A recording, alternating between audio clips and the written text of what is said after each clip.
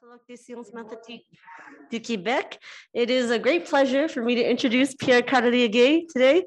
Pierre Cardelier is a professor of math at Université Paris-Dauphine. After completing his studies at ENS Lyon Saint Cloud, he obtained his doctorate and then his habilitation à diriger des recherches at Université Paris-Dauphine. He then went on to become professor at Université de Bretagne Occidentale at Brest in 2000. He returned to University Paris-Dauphine in 2010. Pierre is an expert in optimal control theory and mean field games, the calculus of variations, and homogenization of partial differential equations. Today, he will tell us about some aspects of mean field games. Thank you, Jessica. I don't know where you learned all that. I thought my life was private. I'm not on Facebook, nothing, so. To be completely clear about the topic of my talk, it will be on mean field game. So we are just leaving a whole conference on mean field game where we saw a lot of impressive results and very sophisticated stuff on mean field game. And in principle, I'm going to start from scratch and explain to some experts what are mean field games. So I feel really awkward. So my talk is really for you. I think you don't know so much about the story. So this is what I want to say, okay? So I'm talking also for the people online who are expert on mean field game. You won't learn anything, so don't hesitate to leave. Okay, so the title of my talk is Some Aspects of Mean Field Games. It's wonderful to present that here because actually Montreal was one of the places where mean field game was invented by Peter Keynes, who is online and who has Lossing, but now I'm sure he's not Lossing anymore. So who is in McGill? Mingyue Hong, who was PhD student at the time where mean field game was invented. Somehow mean field game was invented in Mingyue PhD thesis, and Roland Malamé, who is above at Polytechnique Montréal. So this was I think Mingyue Hong was around 2003 or something like that for the PhD thesis, and about at the same time there was a team in France by Jean-Michel Lasserie and Pierre Williams, who invented basically the same concept, and actually they also came up with the name under which it becomes very popular, mean field games. So Peter, Mingyue, and Roland had a slightly different terminology. So what is it about? Instead of trying to explain you what it's to give you names of, so it turns out that it's optimal control with infinitely many agents, something like that. Let me give you examples of situations where you can meet mean field games. So I'm going to describe three situations, okay? One without words, one with words, just words. The second one, I put some equation to show you how it looks like.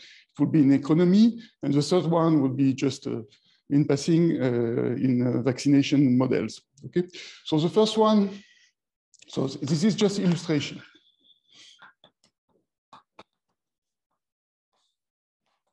So the first one is on crowd motion. This is certainly not the most typical mean field game, but this is the one in which we are most accustomed to because we are doing mean field games without knowing it, in fact, okay?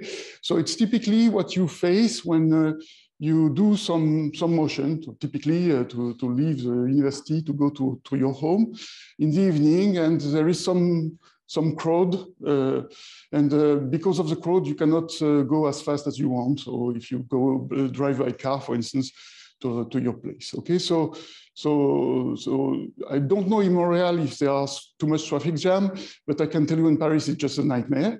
Okay, so in Paris you have really much to take care about what other people do. Okay, so when you drive and where you go through at which time. Okay, and so in general, what you can expect is that at the beginning of the academic year. So because in Paris, in August, there are only American tourists, at least 2 years ago. But so Paris is completely empty at that time. But in September, people come back, okay, and they have completely forgotten about what they did before. And they start again to drive back, and it's a huge mess because they don't remember where places are packed and so on. Okay, and so slowly they learn, and you end up with a kind of, let's say, equilibrium configuration where the traffic is not that good, but not that bad either. Okay, and so what is important in this model is the fact that you have plenty of people which try to do something which is more or less similar, to drive from one place to another at some similar time. Okay, they are not in competition because I mean, you don't want to. I mean, you don't fight unless you are a very bad driver. You don't fight against the other drivers. Okay, but you have to take care of the motion of the other, and you know that all the others do the same. Okay, so we are in a dynamical situation. You are moving from one point to another. You try to minimize the time you take in order to arrive to your place. Okay, so it's an optimization problem in dynamic time, and you are facing a crowd, so you are facing plenty of other people who try to do the same. Okay.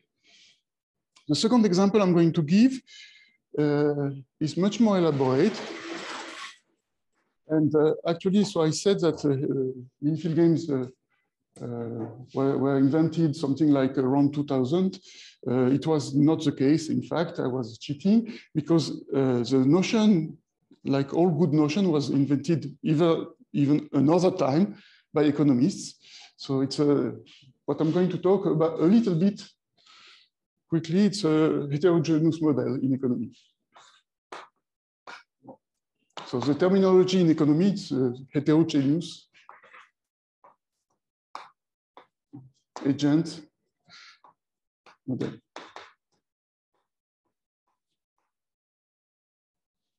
So there is a huge literature on heterogeneous agent model in economy, okay? And I'm going to describe one, which is one of the founding papers in that area, which is a model by Ayagari. Let me go back to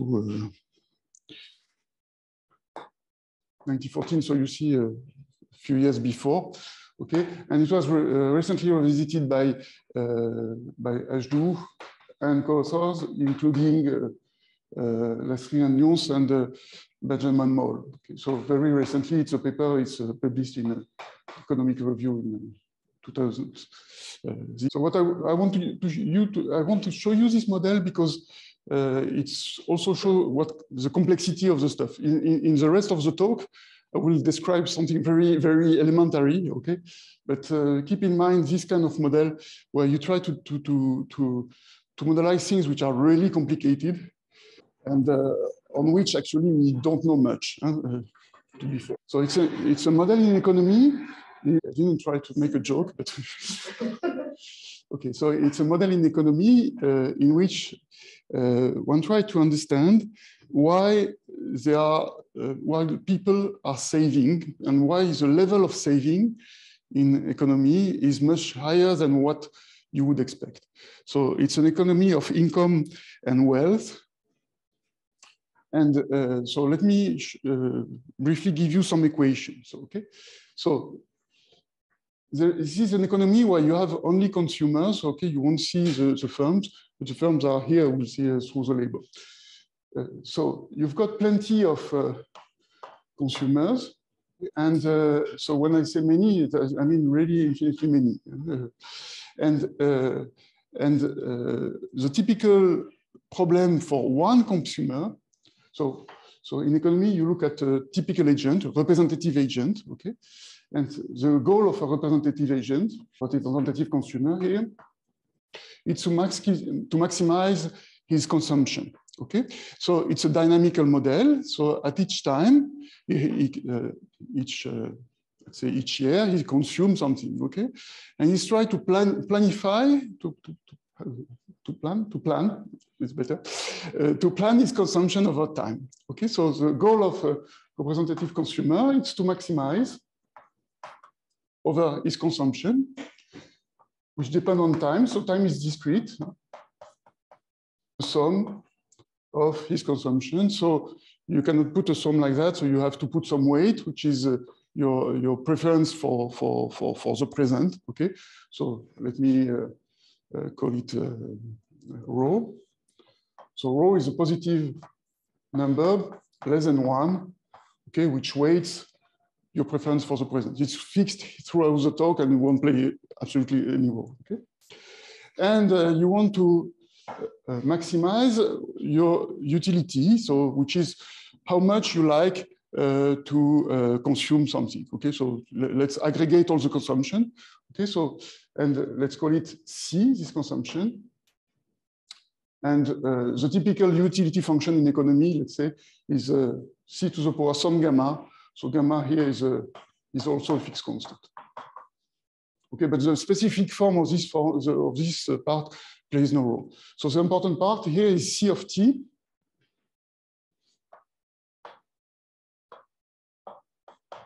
This is the consumption at time t.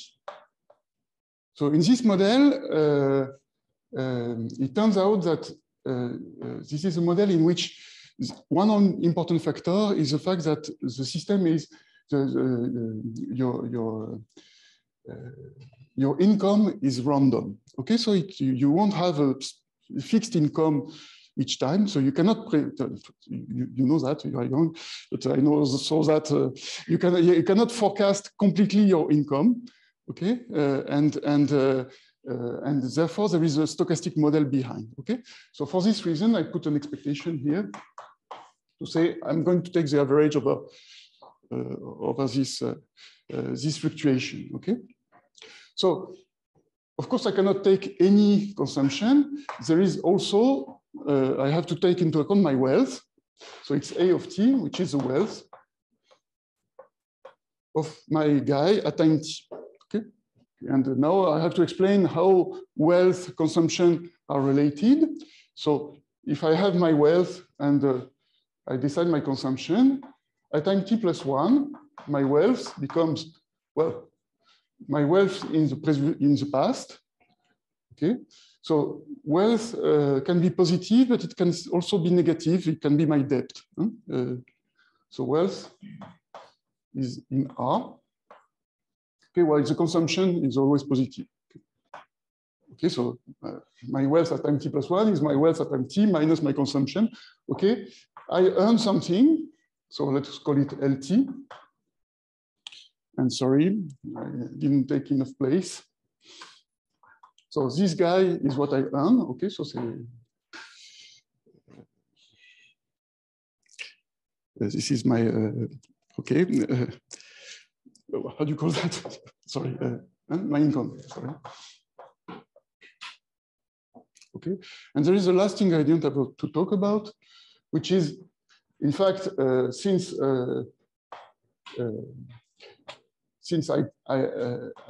can put my, if A of t is positive, I can put it in the bank and get some money out of it. I have to put the interest rate.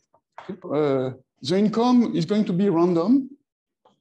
And if you like, you can see, I mean, to fix the idea, you can think that you can take two values, okay, so a high value or smaller one, okay, and you've got a Markov chain, okay, you can jump from a high income to a smaller income according to a Markov chain, okay, so you know that, right?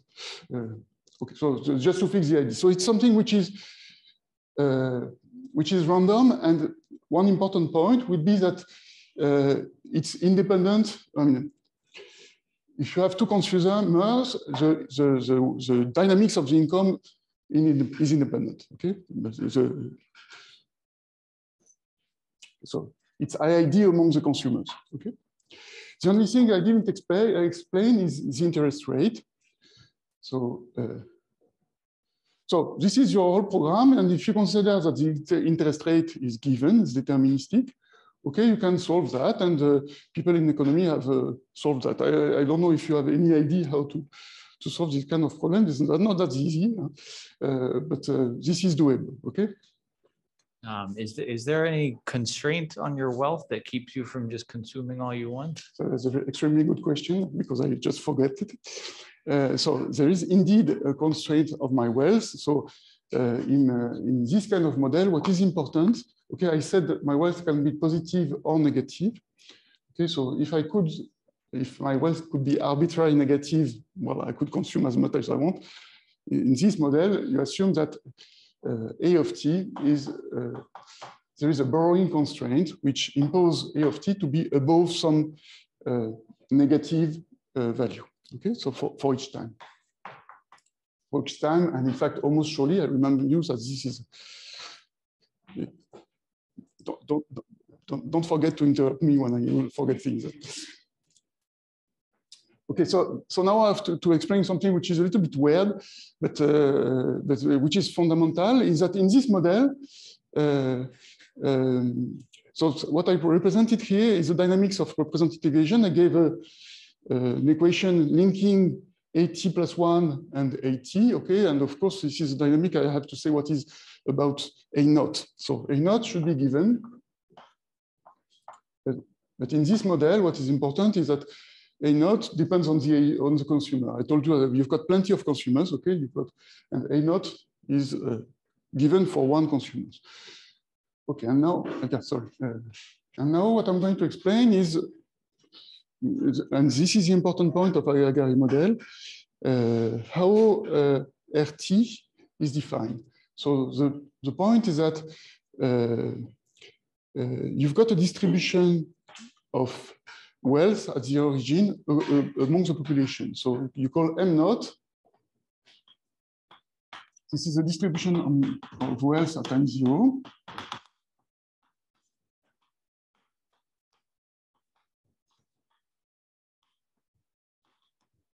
Okay, so this is a probability measure on A bar plus infinity. Okay, and because when each guy optimizes his consumption, okay, so he decides how to go from AT to AT plus 1. Okay, this distribution of wealth, so the repartition of the wealth in the population is going to evolve. Okay, so you call MT. Okay, so this would be the distribution at time t. Okay, so this is typically a probability distribution on A plus infinity. It evolves in time. Okay, and the way RT is fixed in this model is an equilibrium condition.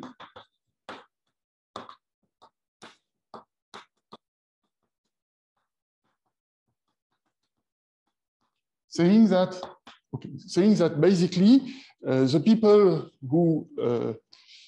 who have a positive wealth are going to put the money at the bank, and the people who have negative wealth are going to borrow money. Okay, and there must be an equilibrium in this money market. Okay, so it's a closed economy in which you have an equilibrium on the market. Okay, so it can be written. So to simplify, it can be written as the integral between A bar and plus infinity of A MT of dA. This is the average of, this is, if you look at only the positive part, this is the average of money who can be lent, okay? And if you look at the negative part, between A bar and 0, this is the average money which has to be borrowed, okay? So this guy must be 0, okay? So there must be an equilibrium. So now, okay, so now think about that. You have economists, so people who did not do math studies, who have to solve this kind of stuff, okay? What is incredible is that Ayagari managed to solve that, okay? At least he managed to find, to study a configuration in which M of t is constant. This is what they call an equilibrium in the story, okay? And, and even more, he managed to describe a little bit how M moves with respect to the parameters. So typically, the borrowing constraint, for instance. For instance, it shows that, so as I told you, this M of t is at each time a distribution. So what it showed is that this is a distribution who has a kind of Dirac mass at a bar. So this means that there are some people who are, so there are always people which are at the level of the borrowing constraint. That's not obvious at all. I mean, I think that, I don't know, you do, would you do that? Okay. So, okay, so I close the parenthesis just to show you that this model is complicated, okay, but just to show you that this kind of model do pop up even in economy. And so I know that people working in heterogeneous agent model work also at the same time at central banks, so in France, in Spain, in the US, and so on. So these are models which are extremely useful in practice, okay? So what is the connection between crowd motion and heterogeneous agent model? Well, as in crowd motion, you have got plenty of consumer, okay? And as in crowd motion, they interact. Well, where do they interact? That's not completely obvious, huh? They interact through this interest rate, okay? Which is, yeah. So I stay here. They interact through the interest rate, which is fixed in such a way that this constraint solved, okay? So time is running, so yeah, time is running much too fast. So, okay, so I stop here on the examples. So this is two typical examples. The one is a little bit, okay, in crowd motion, it is not that useful. This one is extremely useful. There are plenty of other applications of this kind of model. So typically, I've got a PhD student who's working at EDF, so it's an electricity company in France, okay, and he's studying how to load optimally cars, plenty of cars at the same time. Okay, so how cars coordinate to load them, their battery and so on. Okay, so these are electric cars. Okay, so now let me, so in the second part of my talk, what I want to do, I try to do quickly now, is derivation of a toy model. What I want to do is to show you the equation which pops up and how they pop up. Okay, so I'm going to go back to my crowd motion, okay, and to make it as simple as possible and to build slowly and slowly the model. Okay, so the question I'm looking at would be ultimately how you leave a room, so a packed room, not exactly here, but at the end of the talk of the lecturer. Is there a problem? Okay, thank you. Sorry. No, it's okay. Yeah. When the lecturer has finished, how do you leave the room optimally? Okay. Because as you, I plan one thing is to go to weekend. So this is the door, okay, and I want to leave the room. So the room is square, but it won't play too much role in the fastest way. And of course, you are not alone in the room. So this is why Minfield Games is going to pop up. Okay, you are not alone in the room, and you have to understand how to go as fast as possible. So okay, so let's do it like that. So one way to do that. So I'm going to build up the model from the obvious situation, the most simple situation where there are nobody in the room, you are alone, and you want to go straight to the door, to the more complicated situation in which you have a crowd. Okay, so I'm going to say something completely trivial, but it's on purpose. Okay, so if you are in an empty room and you want to go to the door, okay, so obviously you go in straight line. Okay, so your exit time, your optimal exit time, which I will call U of x naught. Well, here is just the distance between x naught and T. Okay, and it turns out that if you compute that, it solves an equation. I mean, it's a triviality, but you can compute very easily the fact that when you take the derivative with respect to x naught, okay, so the gradient of x naught, This is x naught minus d divided by its norm. So I'm taking the Euclidean norm, okay? So in the domain, which I'm calling omega. Okay, and therefore it solves an equation which is obvious, which is that the norm of the gradient of u is 1. So this is called the Econol equation. In principle, it should be also boundary conditioned. The only one I'm going to take care about is the fact that it must be 0 at 0. It must be 0 at, if you are already at the door, you are bounded. Okay, so this is an equation. Okay, so this is a first order equation called Econol equation, which is a particular case of Hamilton-Jacobi equation. Okay, so let us now introduce the crowd. So the assumption is that when you do the crowd, when there are people, okay, then you cannot move as fast as you want. So here I'm assuming that okay, when I write that, it means that I can go at speed 1, okay, in all directions. Okay, so I can. So this is my speed. Okay, I can move at when I write the distance. This means that I can move at a constant speed in all directions, and this speed is 1. Okay, so when there is a crowd, what I'm assuming is that my speed is slowed down. Okay, so my maximal speed, so in presence of crowd, okay, my maximal speed is slowed down. Okay, and depends on the place where there are a lot of people. Okay, so if you have plenty of people here, so for instance, this is a place where there is a lot of people. Okay, my maximal speed is slowed down to a of x, which is something which is between 0 and 1. Let's say it's something smooth. Okay, and now you want to minimize your geodesic to go from x naught to d. So perhaps you won't go in the middle of the crowd. Okay, you will avoid a little bit the more dense area, and you will arrive to d like that. Okay, so believe me or not, it turns out that if you look at, so this is a geodesic problem. Okay, so your problem. So I'm looking at the problem of a single player facing a fixed crowd, a static crowd. This problem is to minimize. So u of x naught is the infimum of the time it takes to reach d, okay? And the path you choose to reach d, so gamma is something from omega to rd, from 0 to omega. And you will try to minimize the integral of between 0. Damned. Okay, let me. Sorry, I made a mistake.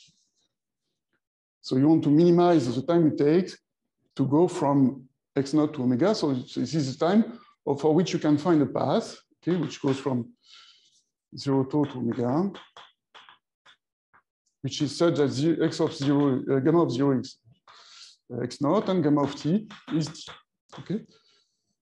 And it turns out that this function is also a solution of very similar equation, still called the Econol equation, which is, so it's almost the same equation, except that here I had 1, okay, and now I just have x.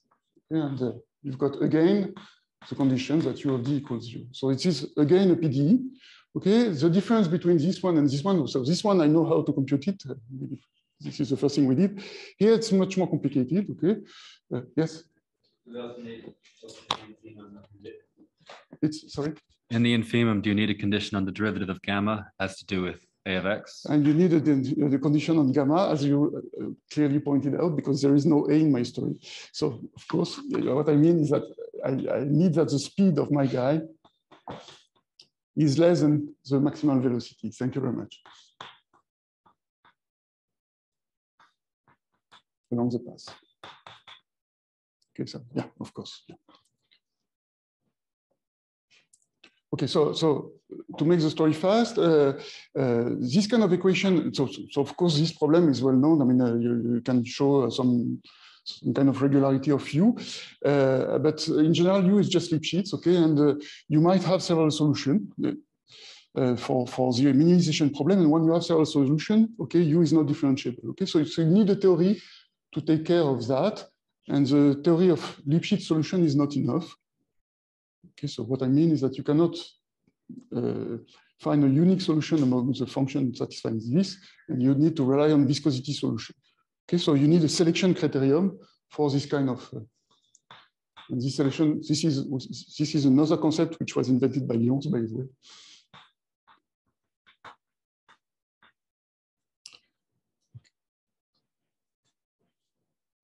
Okay, so I'm almost done with my model. Okay, now, okay, so this is for a fixed road. Okay, for fixed road, you find a geodesic. Now, in practice, you are not in a fixed road because people are leaving the room with you. Okay, and you have to move with the crowd. So before I go further, what is interest to look at this function? Okay, it turns out that there is a result which says that the optimal way to move. So if I'm at a place here, okay, and I know the function u, the optimal way to move, the optimal direction to move, okay, is given by u precisely. More precisely, it's given by its gradient. Okay, so the optimal way, optimal path, optimal direction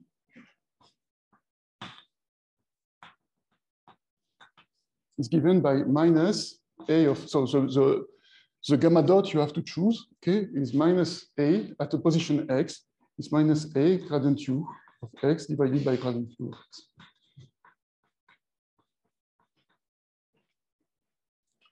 Okay, so I explained what is going on for a static crowd. Now for an evolving crowd, okay, it's the same except that you put some t here. Okay, the weight you put depends on time. You face something which is moving in the time. So in this case, you have to introduce, you have to ensure that your value function depends also on time. Okay, and the only thing you change is that you have an equation which moves on time. So you add dtu here. dtu of tx equal 1. Okay, so it doesn't change much. Okay, so you've got a time dependence. I don't know if I'm clear. And you've got the condition here all the time.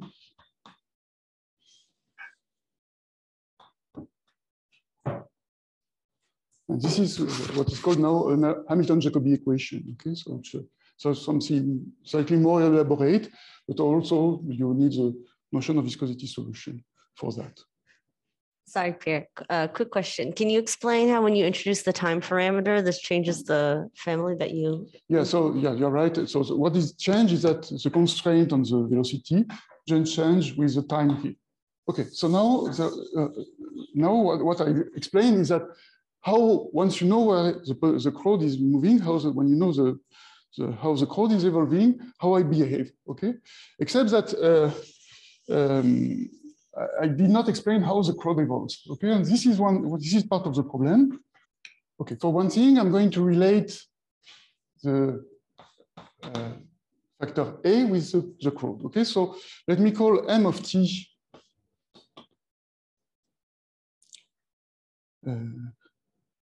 x. So this is the density of the crowd at time t at position x, okay? So this is something which, when you integrate over omega, gives you 1. Okay, so this is the density of people at time t, position x. So meaning that this is non-negative and of integral 1. Okay? Integral 1 or integral smaller than 1 when people have left the room. Okay? The size of this measure is just explain just how many people remain in the room, okay, at time t.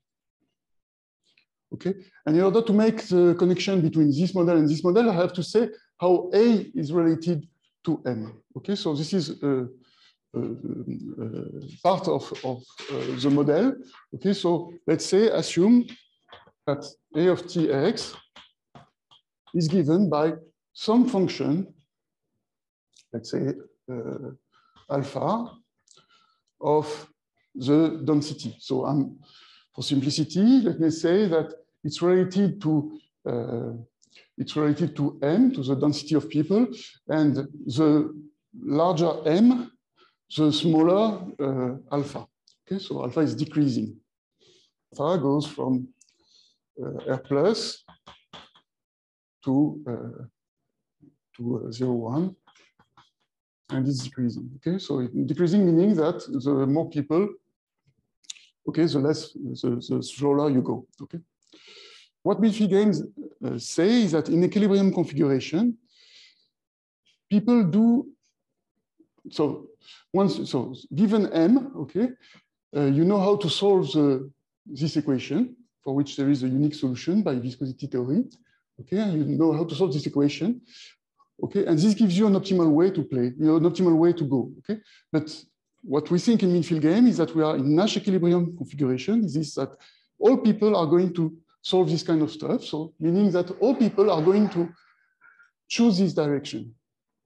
Okay, so the population density is going to evolve in such a way that each point of the population density is going to solve to move according to this direction. Okay, so there is so you can prove then that at equilibrium there is an equation for M, which is just given by the fact that you move the density, you move M according to the continuity equation with this drift. Okay, so what you have though is that M solves an equation which is here you have. So here I explained that you have to take it in a weak sense. Okay, in the sense of viscosity solution, the function u being a continuous function. Here it's even worse. M will be only remotely continuous. Okay, in general, it's just it's at most bounded or something like that. Okay, and so you must interpret this equation in the sense of distribution. The divergence. Okay, so it means so when you compute the resolution of a measure driven by a vector field, which is like that, okay, the equation is a continuity equation, which says that gradient dTm is equal to the divergence of the vector field, which is here, multiplied by m. So it's minus alpha of m times the grad u divided by grad u. And you complement this equation by an initial condition, which we explain at time t equals 0, how the crowd was distributed. Okay, so this gives you what we call the mean field game system, which is a system which collects this equation, these two equations, okay, which put them together. Okay, so the way each people is moving, so the way is moving optimally, if there was nobody, you would move in a straight line. Because there are plenty of people, you move according to this equation, and the evolution of the population density. Now, people in mean field game are going to be mad at me because I talked about everything but mean field games. But this is a typical configuration. So let me say a few words now about what we do in mean field game theory, and what are the open problems. Okay, so this system is called the mean field game system. So you see this is a system of two partial differential equations, okay, one equation which can be interpreted as the optimal way to play, to do something for a controller, and the second equation, which can be interpreted as the evolution of the population density. And they are coupled, okay? So this is what we call the mean field game system. And for this system, or for this probabilistic representation by inoptimal control, we know a lot. So it's not the main research in mean field game system is not completely concentrated there because we know many results. Okay, so we know many existence results for this, and this is based. So this is based on a fixed point argument because to compute u, you must know A, which contains m. Okay, but to compute m, you must know u. Okay, so this is you have an equilibrium configuration. This is one of the difficulties of the problem. The research is now concentrated, and there were several talks during this workshop on that, on how you find your optimal path if you know where you are, but also the distribution of the population density. So here I said, in order to compute all the system, I must know the initial configuration of the population density, okay, and to make this horrible computation. So what we would like to know is the rule saying, how do I move if I am in position, if I'm at time t at position x, and the distribution is m. Okay, so this is a function of time, space, and measure. Okay, and a lot of work now is based on the computation of what satisfies this function. Okay, and this function, this is the master equation. This is what is called the master equation. Okay, so the master equation again is a way to compute how much time you will have to leave the room if you are at position X and the distribution is N, okay? And this is a difficult equation, much more difficult because it's an equation in space and measure, okay? And it involves derivative of the function with respect to the measure. So this one is largely open. So the existence of solution is known only on specific cases, and in full generality, one expects that this function is discontinuous in space, discontinuous in measure, okay, and therefore the solution is extremely difficult to. The notion of solution is completely open. Okay, so. The last point I want to say, and I stop here, is another important question is mean field limit. So in all my lecture, I did as if, well, you've got a population which is fluid, okay, so which, well, all the players are very, very small, but in practice, you have a finite number of players, okay? So you've got a finite number, the population is made of finite number of people, okay? And what you want to do is to understand how to go from n people and player. So a configuration where n player is playing optimally to a configuration where you have infinitely many players, okay? And this is one of the places where the mean field game theory has been the more active these last years. And we know a little bit how things go. For instance, there is one of the major achievements was done by Dan Lacker, who's sitting in front. And he proved that in a relatively general setup, you have a convergence like that, okay? So you can pass to the limit from the n-player game, which are coupled by their cost, to a mean field game system. And one of the main open questions here is the following. In general, in n-player game, what we are able to build is configuration in which you have time consistency. That is, if you stop the game at some point that you started a game, you end up with the same configuration. And this is very important. And we have no clue how to do that, how to keep track of this time consistency at the limit. So I stopped. I'm sorry, I was much too long in my introduction. I should have wanted to develop that much more, but okay, that's done. So if you are interested where to learn, so there is a beautiful book by Carmonin and Delarue, the probabilistic aspect of midfield game. So what I've completely hidden here, except in the Ayagari example, is that in fact, most of the thing we know how to do is when the dynamics of the player, so the gamma here, is perturbed by the Brownian motion. Okay, so you have seen that for the Ayagari model, there was some fluctuation, okay? And Carmonin Delarue has done a probabilistic analysis of midfield game. Okay. There is a very nice survey by Dan, also on the probabilistic aspect. So on his web page, and there is a survey also. So it's a Chimay course.